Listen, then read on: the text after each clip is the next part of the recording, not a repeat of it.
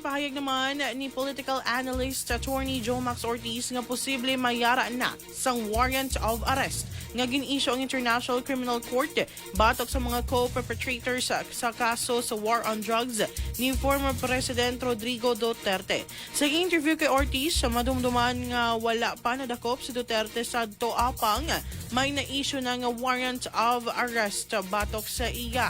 Sunod rin posible nga nakahibalo na si Senator Bato de la Rosa nga mayara na sa warrant of arrest nga na-issue batok sa iya. Rason nga wala na ini nagapakita sa Senado.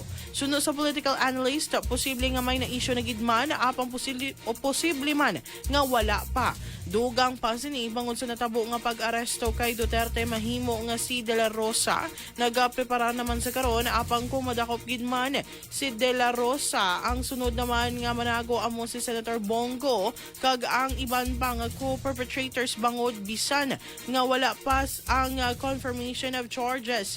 Mahimo nga ang warrant of arrest ang na-issue na.